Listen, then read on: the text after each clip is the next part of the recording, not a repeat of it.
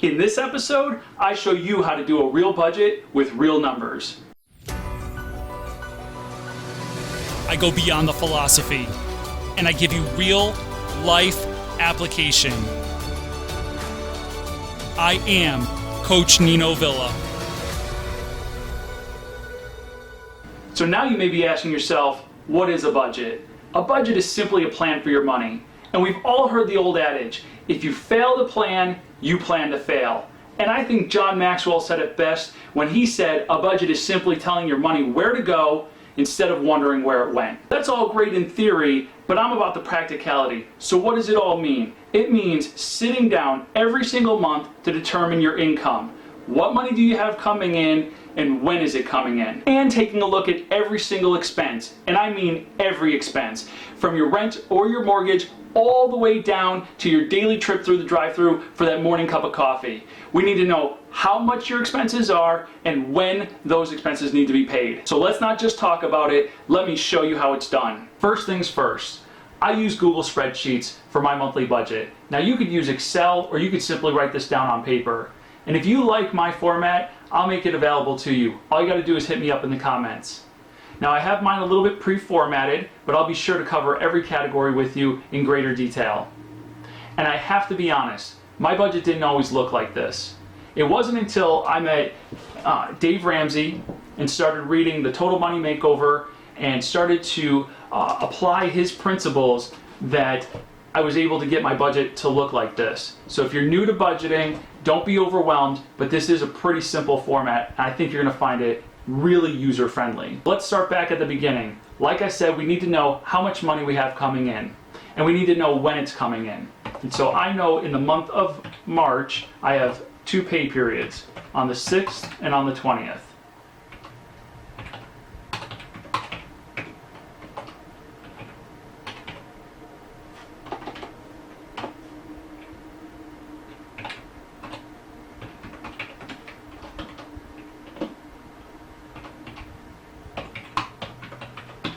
Now that I know what I have to work with, the very first rule of budgeting is every single dollar is going to get an assignment. The second rule of budgeting is that we're going to pay everything either on time or early. And the third rule of budgeting is to prioritize. I strongly suggest that you list your expenses in the order of priority. See, if you don't prioritize things like food or gas for the car, you're going to get to the end of the budget, realize that you've run out of money, and you're going to turn to credit cards to go to the grocery store or to put gas in the car. And what a vicious cycle to pay a credit card just to then use it again at the end of the month, to then pay it, to then use it, to then pay it. Stop that vicious cycle and prioritize food and gas for the car higher than credit cards. So rule number 1, every dollar gets an assignment. Rule number 2, everything gets paid on time or early. And rule number 3, prioritize. Your number 1 might look different than mine, but the first thing I'm doing, my number 1 priority, is to give. My second priority is saving and investing. Now I'm following Dave Ramsey's baby steps, and baby step number 1 is to have a small emergency fund of $1,000 in place. Baby step number 2 is to pay off all your debt. Since I'm in baby step number 2, I'm not saving much, if anything, right now until I'm out of debt. So after giving and saving, then we're looking at monthly expenses. And here's where, again, I would urge you to prioritize. First, take a look at your necessities, then look at your non-necessities, and then look at debt. So the first thing that we budget for is our groceries. We also include toiletries and a separate fund for baby when we go to the grocery store. So we budget $400 a month in groceries, $100 a month in toiletries, and $150 per month for baby supplies like formula, diapers, wipes, that sort of thing. Now, your food category might look a little bit different. You might not have a baby fund. It might be more, it might be less. The next category, housing, this is where you're going to account for your rent or mortgage. You're also going to account for your homeowners association if you have one, and any type of renter's insurance or homeowners insurance would also be covered in this category. Now, our monthly mortgage payment is $785, which actually includes our homeowner's insurance as part of the escrow payment. So I don't need to account for that separately. And then we have our homeowners association. Next are some more necessities, your utilities. You can't get out of paying those, and so we're going to budget for those accordingly. Now again, your utilities category might look different than mine. I only have electric, I don't have gas. You might have gas.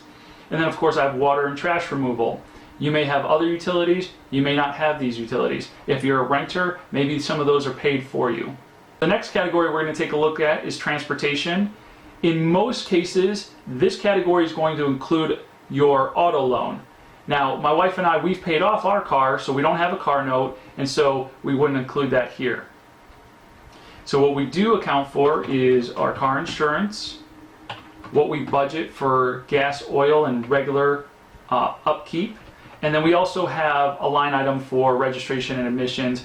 That only happens once a year, but I like to have it there just as a reminder that, oh, I got to take care of registration and admissions. So your transportation category might look a little bit different. Maybe you take public transportation, and so this is where you would account for something like a bus pass.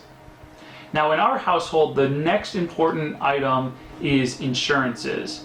And so there are a core set of insurances you should have. You should have health insurance. You should have auto insurance, renter's insurance or homeowner's insurance. You should have life insurance, and you should have long-term disability insurance. For my family, the health insurance and the long-term disability insurance is taken care of by my employer.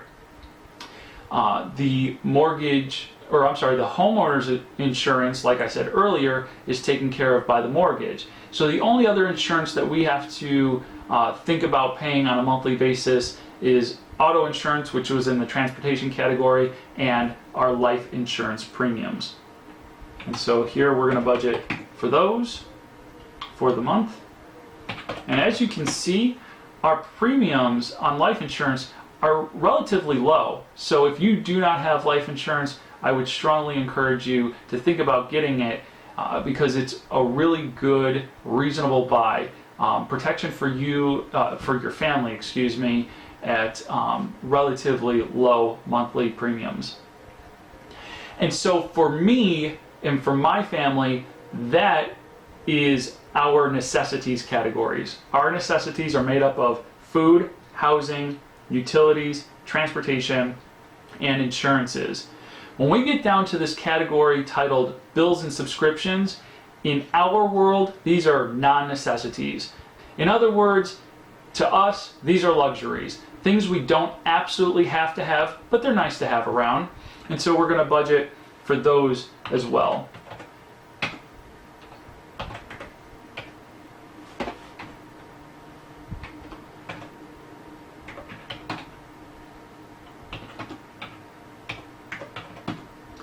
Now, a lot of these are fixed expenses. I know exactly what they're going to be from month to month. But some of these expenses may change from month to month as well. And that's why it's important to sit down and do a brand new budget every single month. So after the non-necessities, we take a look at entertainment and recreation. And this category for you guys might look extremely different than my wife and I. So we've decided that she gets some pocket money, I get some pocket money, and we pay the kids a commission. So the pocket money is where things like going through a drive-through or going to a movie or going out to dinner, this comes out of our pocket money. And for you, you may budget differently for restaurants or for a night out or for movies. And so your entertainment category can be as big or as little as you want it. My wife and I decided to keep it really small. We get the pocket money, and then the pocket money takes care of things like going out to dinner and getting little treats here and there. So after the entertainment and recreation category, we're taking a look at debts. Now, my wife and I have been able to pay off almost all of our debts except for the student loans, aside from the mortgage. And so here we have an itemized list of her student loans, my student loans, the minimum monthly payments associated with those, and the balances left. And so here we are going to actually pay the minimum on every one of her loans except for the smallest loan, because we're going to throw as much extra money at that loan as possible to get it paid off earlier, and that's how we get through the debt snowball, which is baby step number 2 of Dave Ramsey's plan. And once we're out of debt, we free up all of that money to then be saved and invested for other things like building wealth. So we're going to pay the minimum monthly payment on each one of her student loans except the smallest.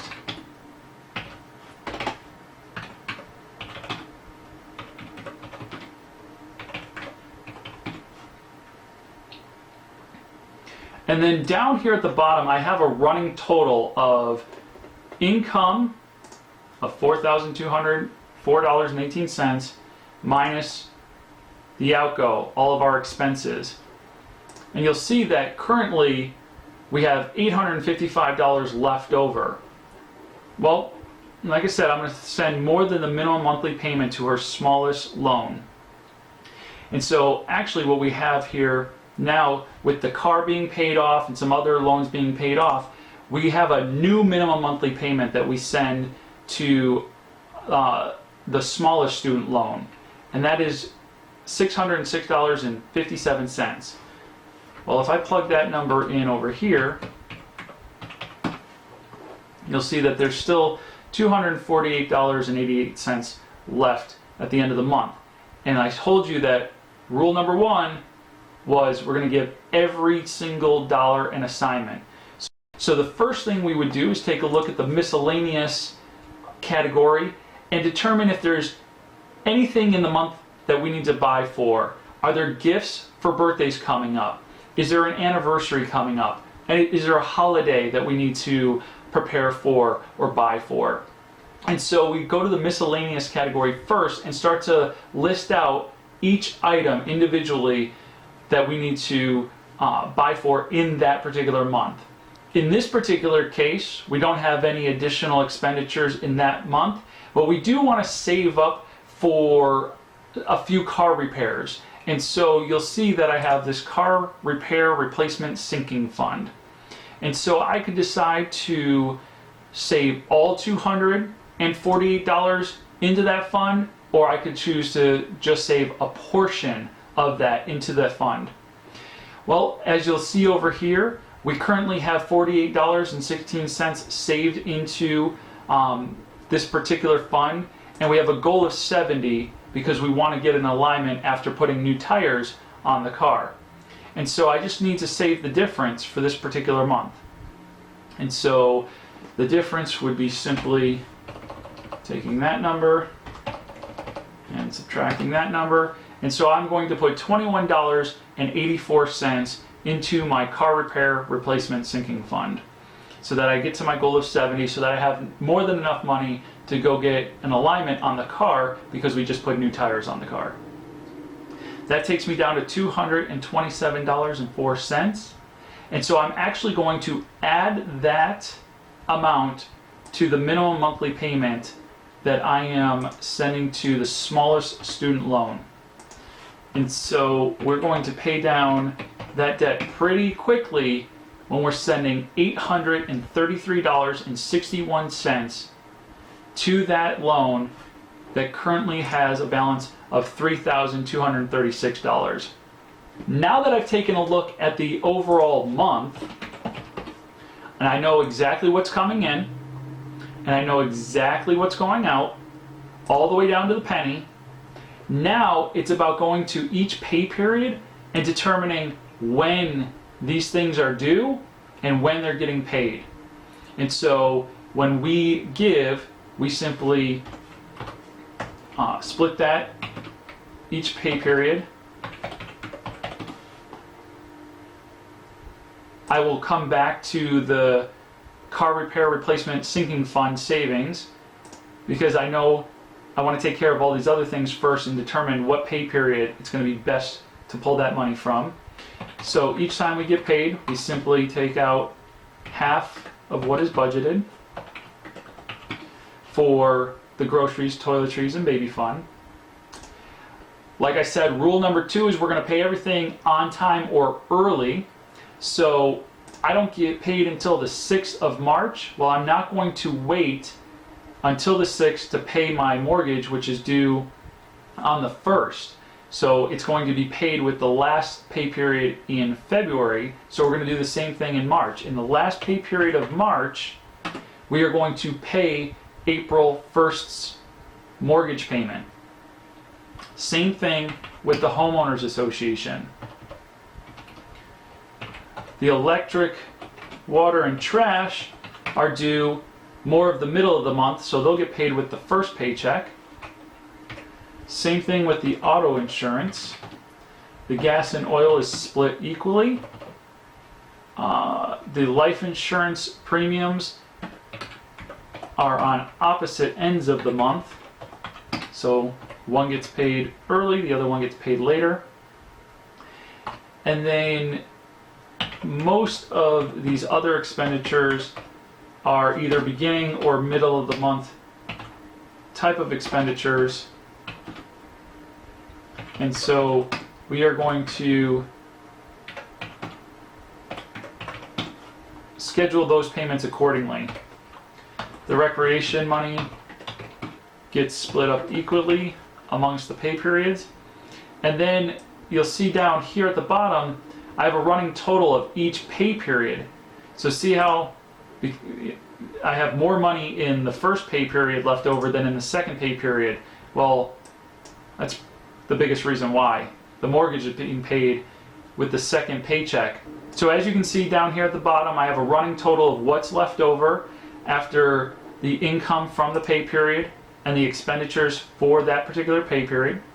So I'm just going to scroll right back to the top.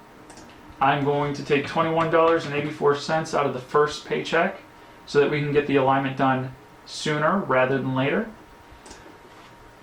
I'm going to send the minimum monthly payments to all of the student loans with the first paycheck of the month.